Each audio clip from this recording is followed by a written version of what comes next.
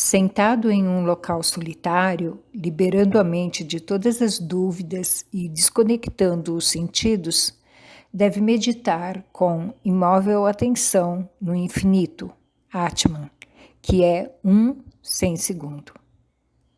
Olá, amigos e amigas, sejam todos bem-vindos a mais um vídeo. Estamos fazendo a leitura e o comentário do livro Atma Bodha. Este é o 41º vídeo e esse é o Sloka 38. A filosofia Vedanta Advaita dispõe, em sua variante ortodoxa, que se deve seguir certas etapas ou períodos de vidas específicos. O Brahma Acharya, ou etapa de aprendizagem, Grihastra, etapa mundana, como um pai de família e atendendo às obrigações comuns, Vanaprastha, o retiro com o companheiro ou em solidão, em Sannyasi, traduzindo como renunciante, para quem o isolamento é total. A etapa de Sannyasi pode apresentar-se em qualquer momento da vida e é independente da casta ou da condição a qual pertence o indivíduo. Qualquer pessoa pode alcançar a condição de Sannyasi, inclusive sem passar pelas etapas prévias. A experiência de Sannyasi, cuja renúncia ao mundo é total, permite ao buscador a obtenção ininterrupta do Nirvikalpa Samadhi, que é o estado supremo de consciência, onde o universo se percebe a si mesmo de forma simultânea e onipresente. A consciência não dual, como um contínuo do saber, se percebe como conhecedor e objeto do conhecido. Experiência definitiva que, ao realizar-se de maneira ininterrupta, com um mínimo de 21 dias, dota de liberdade final que permite alcançar o status de Jivamukta, que é o nome que se outorga àquele que alcança o estado de liberdade final. Sankara, o caso mais claro, dentro dos que na tradição oriental têm alcançado o status de Jivamukta, em assumirem rol de não isolar-se e nem entregar-se a uma atividade exclusivamente contemplativa. Estes personagens possuem a tendência de isolar-se em lugares solitários, em bosques ou em cavernas, e eles impedem que o gênero humano os conheça. Na conquista desse estado, seu compromisso ou responsabilidade com respeito à socialização com o mundo cessa, pois o universo passa a ser percebido claramente como sendo uma ilusão. É como ter um compromisso sólido com as situações que emergem em um sonho, sabendo que se está imerso nele. Esta experiência de compromisso onírico não possui sentido, pois se sabe que o mundo que ali se apresenta é completamente ilusório e real. Por sua vez, existe outra série de mestres heterodoxos cujos alinhamentos dos ensinamentos estão definidos também a partir do Vedanta Advaita, mas que não seguem muitas das regras sociais ou ritualísticas que os cânones orientais marcam. O próprio Ramana Maharshi, mestre realizado na tradição Advaita, buscou inicialmente isolar-se nas cavernas de sua montanha Arunachala. No entanto, a multidão de devotos o levou finalmente a manter uma vida sedentária em um ashram, onde não teve outra saída além de assumir um rol pedagógico através do ensinamento mediante o silêncio. Algo semelhante ocorreu com Nisargadatta.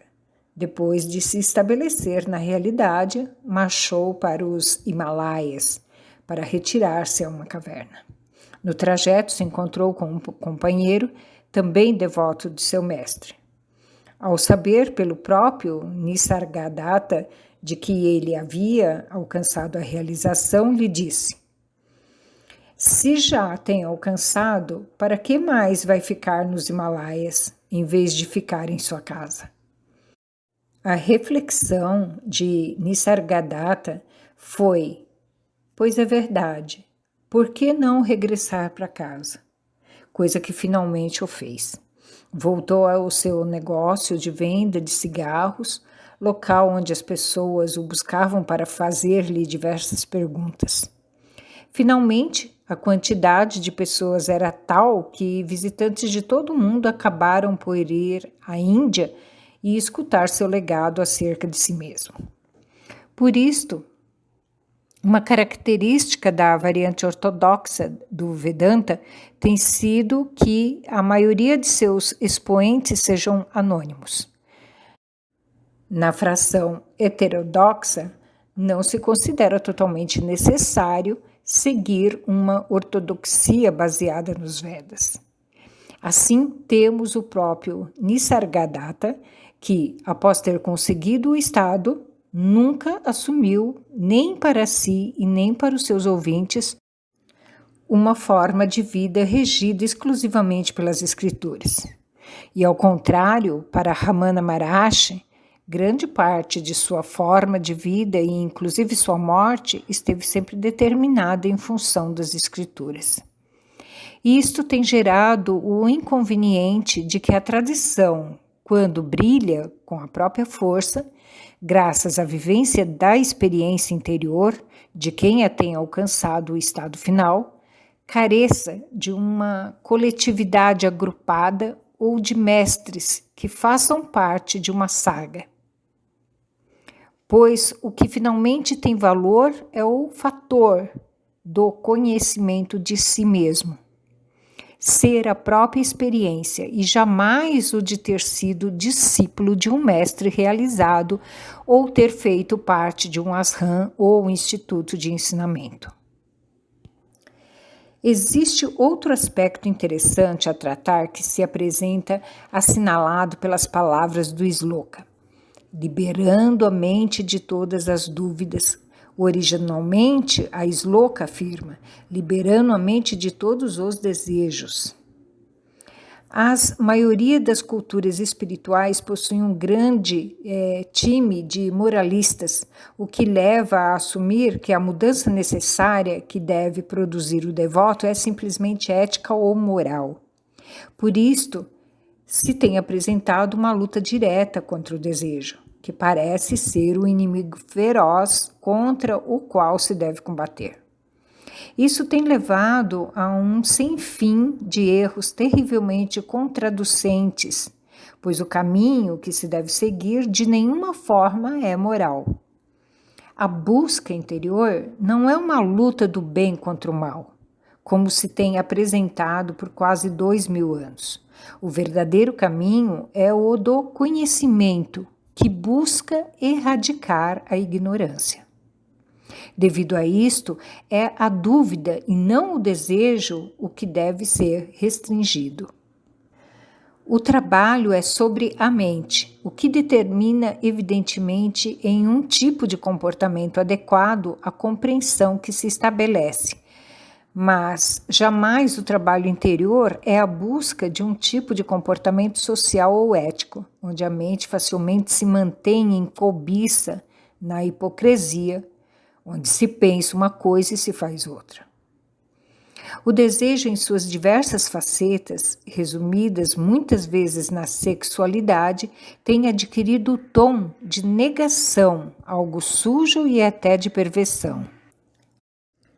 A luta direta contra estas sensações, longe de solucionar o problema, o que tem feito é agravá-lo. A estupidez com que enfrentam um caminho interior sem ter a menor ideia de como trilhá-lo, tem feito da mulher, da sexualidade, dos desejos em geral, um foco contaminado que se tem buscado extirpar de muitas formas e de muitas delas violentas. Tem-se negado à mulher as mesmas opções que a dos homens, os mesmos direitos de mergulhar no sandeiro da liberdade. A sociedade impõe, devido à equivocada educação pela qual é envenenada, erradas prerrogativas que limitam as opções femininas no espiritual. O ser humano não se dá conta de que, na medida em que se nega ou se luta contra seus próprios desejos, o que termina fazendo é firmar-se cada vez mais neles. Isto é particularmente evidente em nossa cultura ocidental, tão condicionada durante esses 2000 anos por uma visão clérica altamente moralista que cataloga o desejo como algo que deve ser atacado por ser daninho e inofensivo. O desejo, como todos os processos da vida, sempre possui algo a nos ensinar, quando é vivido em oportunidade de lugar e tempo. Podemos aprender dele, por exemplo, como a intensidade física que arrebata quando chega a um ápice e logo desemboca em um final que também temos que aceitar. A intensidade física procura a possibilidade de viver momentos de entrega únicos, exclusivos, que são a fonte de experiências que apenas podem dar-se sob estas circunstâncias. É absurdo pretender negar tudo isso. Seria como pretender catalogar como sendo negativa ou daninha uma determinada cor, por exemplo, o azul, e assim estabelecer que esta deva ser erradicada. Como? Por quê e para quê? Se faz parte da ordem natural das coisas. Existe uma maneira simples de controlar os desejos e toda a atividade mental sujeita a aparecer quando não corresponde ao momento presente que acontece. Os desejos, semelhante aos pensamentos, obtêm força, porque lhes outorgamos poder, como a uma fogueira que obtém força porque lhe lançamos mais material combustível. Os medos, as angústias, a solidão e demais atividades mentais não existem de forma independente da consciência. Para que qualquer condição mental seja consciente, é preciso que a atenção esteja associada a ela. Ou seja, para que qualquer evento possa ser experimentado como real, a consciência deve estar sobreposta sobre ele como o sal está na água dos oceanos. Outorgam-se ares de vida aos pensamentos e aos sentimentos apenas quando a atenção se deposita neles. Quando se une à história, ao futuro ou a uma situação que não corresponde ao momento presencial adequado. Portanto, situar-se conscientemente no momento presente, saber que se é parte de um instante que acontece, impede o nascimento de qualquer fator mental que não faz parte desse momento. Identificar e atender com destreza o presente que acontece leva a interagir exclusivamente a ele. Este fato presente. Uma resposta atenta e presencial a um evento impede o surgimento de qualquer outro pensamento e sentimento não associado a este instante. Direcionar a atenção ao presente e ser testemunha de cada instante que ocorre é o fator decisivo que educa a mente, que fortalece sua qualidade búdica para que, finalmente, nasça nela a qualidade metafísica fundamental, viveka, que reconhece o que é o real e o que é ilusório. Devido a isto, se há algo que deve ser atacada, é a dúvida. A dúvida produz um encontro de inquietude mental, onde é impossível forjar algum tipo de compreensão. A dúvida não permite o surgimento de compreensões firmes que levam a reações favoráveis e a gerar aprendizagem. A dúvida leva a incertezas, o que termina em todo tipo de temores e angústias diante da vida e diante de si mesmo. Na Sloka, continuando, se diz em sua tradução original, controlando os sentidos, e foi modificado por desconectando os sentidos, pois parece interpretar-se que o desejo se evita controlando os sentidos, isto é, não vendo, não sentindo ou simplesmente culpando o corpo pelo surgimento de desejos. Deste ponto, é fácil derivar a erros como castigar o corpo quando surge o desejo, pois dessa maneira se elimina o desejo enquanto o converte em dor. O verdadeiro controle dos sentidos se obtém quando voluntariamente desconectamos dos objetos sensoriais. Esta operação, que parece inicialmente tão difícil, é algo que cotidianamente fazemos antes de dormir. Antes que o sono nos tome, os sentidos têm que desconectar-se, pois se não for assim, se é impossível conciliá-lo. Na prática meditativa interior, também se deve apresentar a desconexão sensória. Quando a atenção se firma no mundo interior e a mente toma o controle da percepção, os sentidos lentamente se desvanecem. Assim, quando a mente é capaz de reconhecer a ausência de pensamentos, a atenção se aponta ao vazio vivo que gera a ausência de todo o conteúdo mental.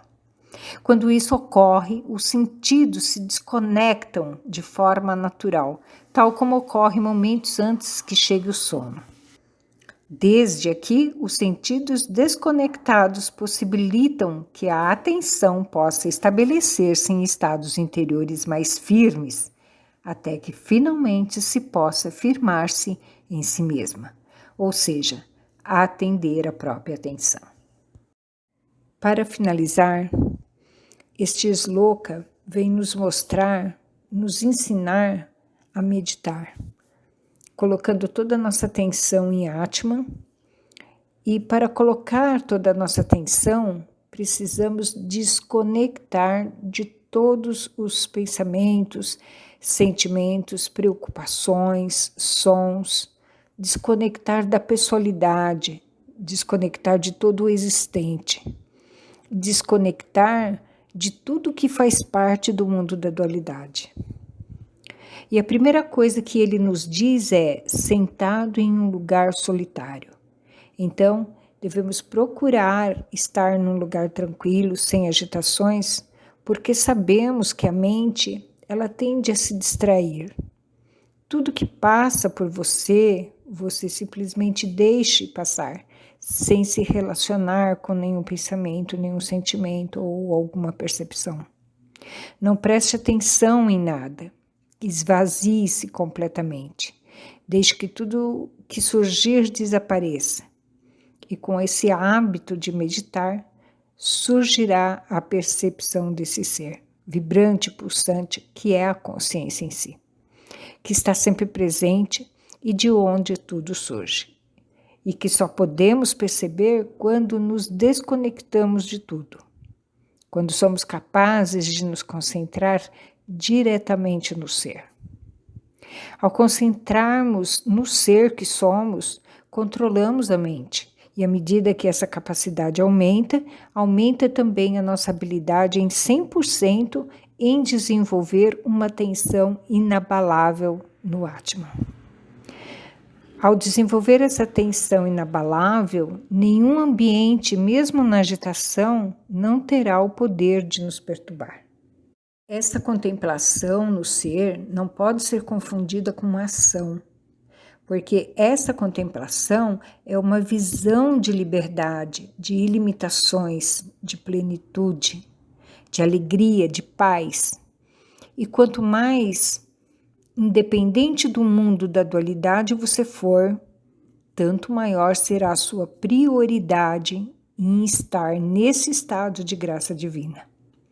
Essa prioridade o levará à plenitude, à paz e à equanimidade.